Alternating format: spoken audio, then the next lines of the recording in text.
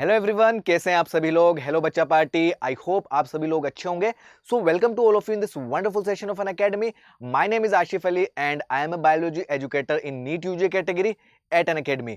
तो जैसा कि आप लोग थंबनेल में देख चुके होंगे, आज की हमारी जो वीडियो है ये होने वाली नीट के ऊपर, जिसमें हम लोग बात करेंगे नीट एग्जामिनेशन क्या है, कौन कंडक्ट कराता है और ये एग्जाम कब होता है, कौन कौन सा सिलेबस इसके अंदर होता है, कौन कौन से सब्जेक्ट्स होते हैं, क्या एलिजिबिलिटी क्राइटेरिया है, आपकी एज कितनी होनी चाहिए, रजिस्ट्रेशन कब होता है, रजिस्ट्रेशन की फीस कितनी होती है, इन सभी चीजों के बारे में बात कर रहे होंगे। तो सेशन काफी ज्यादा इंपॉर्टेंट है बेटा, ये वीडियो काफी ज्यादा इंपॉर्टेंट है। इस वीडियो के बाद में आपको नीट के बारे में जानने के लिए किसी और वीडियो की जरूरत नहीं पड़ेगी। तो थंबनेल में जैसा कि आप लोग देख पा रहे हो, हम लोग यहाँ पर एलिजिबिलिटी क्राइटेरिया के बारे में बात करेंगे, एग्जाम पैटर्न के बारे में बात करेंगे, सिलेबस के बारे में बात करेंगे और बात करेंगे नंबर ऑफ सीट्स के बारे में। राइट, अगर आप क्लास 10th के स्टूडेंट, 10th से पास करके 11th में आए हैं और आपका सपना डॉक्टर बनने का है, और जैसा कि आप लोगों ने सुन रखा होगा कि भाई एमबीबीएस करने के लिए नीट एग्जामिनेशन फाइट करना पड़ता है, आपके पेरेंट्स आपको सजेस्ट कर रहे होंगे, आपके रिलेटिव्स, आपके फ्रेंड्स, आपके पड़ोसी, सब लोग आपको बोल रहे होंगे कि साइंस ले ले, साइंस के अंदर बायोलॉजी ले ले, डॉक्टर बन जा।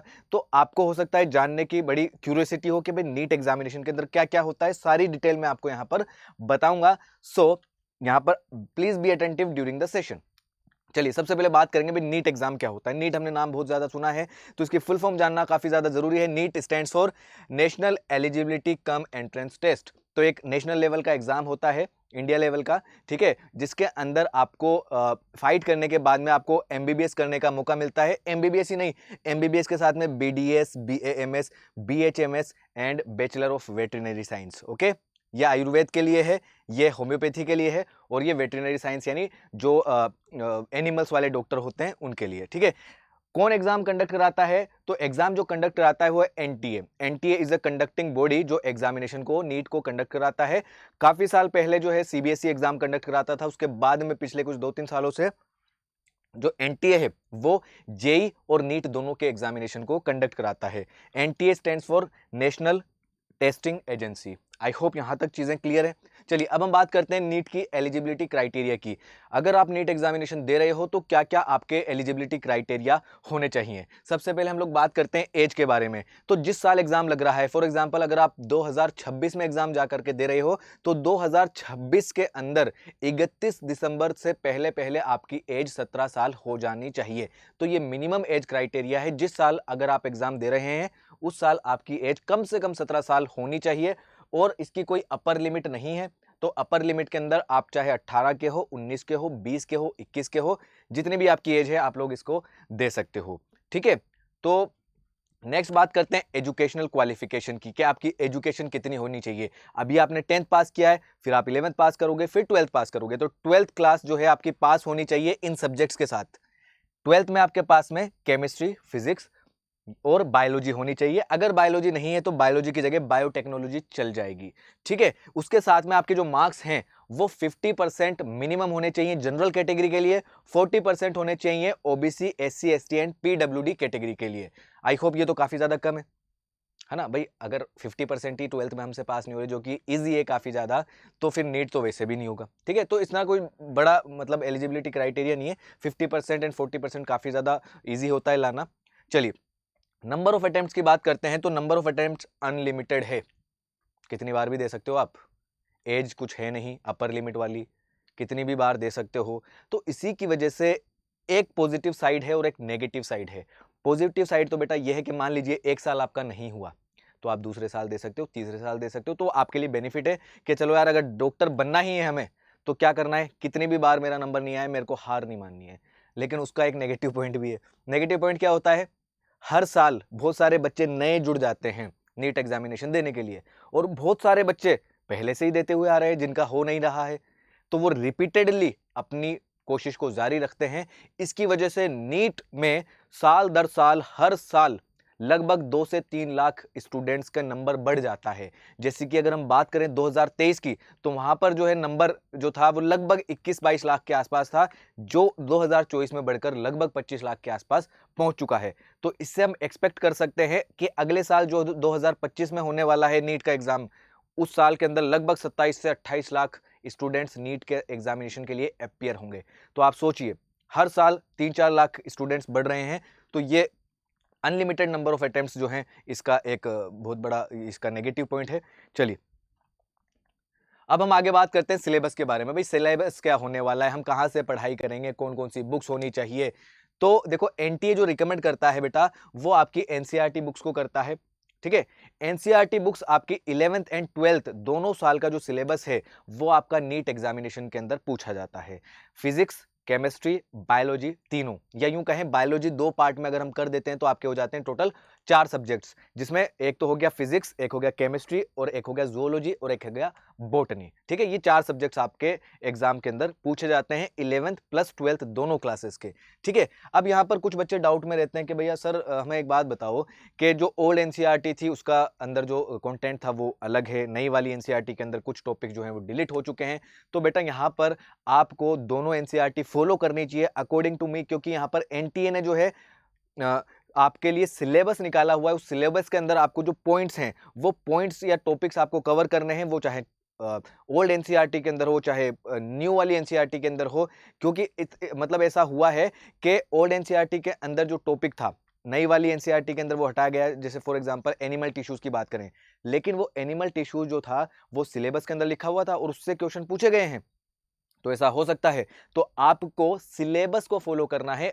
अलग से सेपरेट सिलेबस का जो पीडीएफ है आपको एनटीए की साइट पे मिल जाएगा। ठीक है, तो आप सिलेबस फॉलो कर सकते हैं वहां पर, और आप ओल्ड और न्यू एनसीईआरटी दोनों आपको एनसीईआरटी लेकर के रखनी है यहाँ पर। ठीक है, चलिए, cover your syllabus according to NTA. यहाँ पर जो एनसीईआरटी है बेटा, बायोलॉजी के अंदर तो हर एक क्वेश्चन लगभग एनसीईआरटी से पूछा जाता है, तो एनसीईआरटी से बाहर कुछ नहीं आता। फिजिक्स केमिस्ट्री में भी ऑलमोस्ट जो है सिलेबस आपका एनसीईआरटी से आता है। कुछ कुछ केसेस में आपको प्रैक्टिस के लिए रेफरेंस बुक वगैरह लेनी पड़ सकती है। तो मुझे फटाफट से कमेंट बॉक्स में बताइए बेटा कि क्या एक और वीडियो सेपरेट में यहाँ पर बनाऊं जिसमें आपको ये बताऊं कि कौन कौन सी बुक्स इंपॉर्टेंट होती है या कौन कौन सा टाइम टेबल फॉलो करना है ना। क्योंकि इस चैनल पे बेटा रेगुलर वीडियोस आती रहेगी आप लोगों के लिए, रजिस्ट्रेशन के लिए, एडमिट कार्ड के लिए। हर वक्त मैं आपके साथ यहाँ पर खड़ा रहूंगा और आपको अपडेट करता रहूंगा। जितनी भी अपडेट्स आती है, आपको क्या क्या करना है क्या नहीं करना है, इसके अलावा जो है बायोलॉजी तो हम यहाँ पर पढ़ ही रहे होंगे। ठीक है, चलिए हम अब बात करते हैं एग्जाम पैटर्न के बारे में। एग्जाम पैटर्न जो है बेटा, देखो सबसे पहले बात करते हैं टाइप ऑफ एग्जाम कौन सा। ये एक ऑफलाइन टाइप का एग्जाम है जिसमें आपको एग्जाम सेंटर पे जाना होता है और वहां पर एग्जाम देना होता है। अब जैसे आप एग्जाम सेंटर पे तो 10th में भी गए थे, लेकिन आपको वहां पे डिस्क्रिप्टिव टाइप का एग्जाम होता था ना, ये ऑब्जेक्टिव टाइप का, जिसमें आपको एक ओएमआर शीट मिलती है जिसमें आपको सही आंसर के ऊपर गोले भरने होते हैं। वो शायद आपने कभी ना कभी एग्जाम दिया होगा या किसी ना किसी को देखा होगा। ठीक है, तो वो ऑब्जेक्टिव टाइप का एग्जाम होता है जिसमें 4 ऑप्शन होते हैं, करेक्ट वाला आपको ब्लैक फिल करना होता है। फिर बात करते हैं सब्जेक्ट्स के बारे में। तो जैसा मैंने आपको बताया 11th एंड 12th के जो सब्जेक्ट्स हैं आपके, physics, chemistry, zoology and botany, ये 4 सब्जेक्ट्स आते हैं। 25% सबका वेटेज होता है यहाँ पर। तो अगर हम बायोलॉजी की बात करें, जूलॉजी और बॉटनी मिलकर के बायोलॉजी बनी, तो यहाँ पर इन दोनों का वेटेज कितना हो गया, 50%। तो बायोलॉजी यहाँ पर बहुत ज्यादा कॉन्ट्रीब्यूट करती है एग्जाम के अंदर। चलिए अब हम बात करते हैं बेटा नंबर ऑफ क्वेश्चंस के बारे में। तो देखो नंबर ऑफ क्वेश्चन जो है पिछले 2-3 साल से ये चेंज हो गया है। कोविड से पहले जो है टोटल 180 क्वेश्चंस होते थे, लेकिन कोविड के बाद में इन क्वेश्चंस को बढ़ा करके 200 क्वेश्चंस कर दिया गया है। लेकिन अभी भी आपको अटेम्प्ट 180 ही करने हैं, देखते हैं किस तरीके से। चलिए देखिए, टोटल क्वेश्चन जो मिलते हैं वो आपको 200 मिलते हैं, जिसमें पर सब्जेक्ट आपको 50 क्वेश्चन मिलते हैं। और ये 50 क्वेश्चन है, 2 कैटेगरी में डिवाइडेड है। पहला होता है पार्ट ए और दूसरा पार्ट है पार्ट बी। पार्ट 1 के अंदर 35 क्वेश्चंस होते हैं। ये 35 के 35 क्वेश्चंस मैंडेटरी हैं, जो आपको करने ही करने हैं, उसका कोई ऑप्शन नहीं है। जबकि पार्ट बी के अंदर हम बात करें तो 15 क्वेश्चंस होते हैं, लेकिन इसके अंदर से आपको सिर्फ 10 क्वेश्चंस करने होते हैं, 5 ऑप्शनल होते हैं। तो जो आपको अच्छे से आते हैं वो 10 क्वेश्चन आप यहां पर करेंगे। तो 35 ये प्लस 10 इनमें से टोटल कितने हो गए, 45 क्वेश्चंस हो गए, है ना। तो 45 क्वेश्चंस यहां पर आपको पर सब्जेक्ट से मिलते हैं। तो total number of questions 4 subject के कितने हो गए 180 क्वेश्चंस। 45 फोर जा 180। चलिए अब हम बात करते हैं एग्जाम ड्यूरेशन के बारे में। जब एग्जाम देने आप जाओगे तो 200 मिनट का ये एग्जाम होता है, जो कि हो गए आपके 3 घंटे 20 मिनट, है ना। 200 मिनट में 180 क्वेश्चंस, ज्यादा नहीं हो गए। कोई नहीं, प्रैक्टिस अगर आपकी अच्छी है तो कोई ज्यादा नहीं है, इजीली हो जाते हैं, ऐसा कोई बड़ा मसला नहीं है। ठीक है, अब यहां पर देखो मार्किंग स्कीम की बात करते हैं कि किस तरीके से मार्किंग होती है एग्जाम के अंदर। अगर आपका सही आंसर है तो हर एक सही आंसर के लिए आपको मिलते हैं +4 यानी 4 मार्क्स।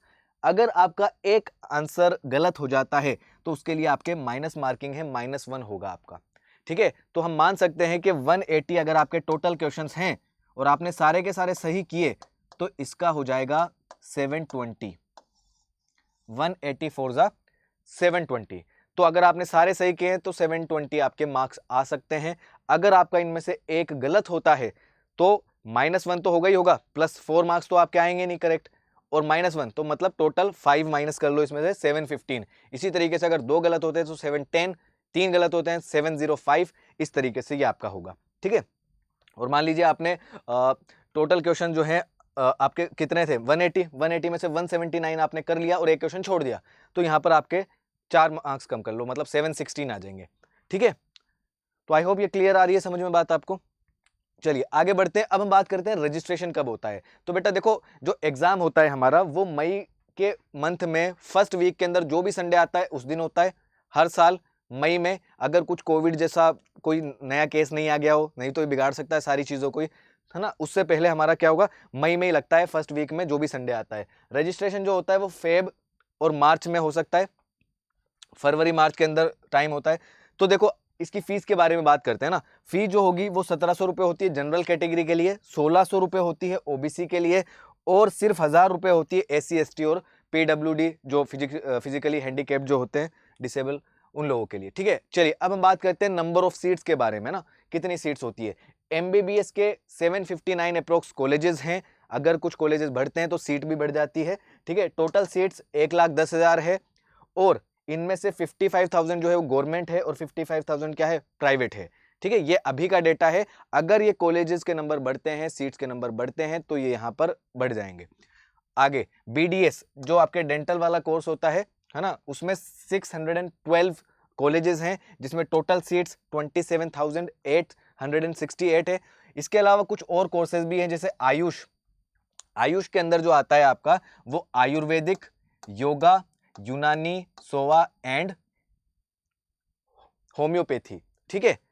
तो इसके अंदर जो सीट्स है वो है 52,720। इसके अलावा बीवीएससी जैसे कि बैचलर ऑफ वेटरनरी साइंस, जो एनिमल्स के डॉक्टर बनते हैं, ठीक है, एनिमल हस्बेंड्री, इसकी टोटल सीट्स है 603।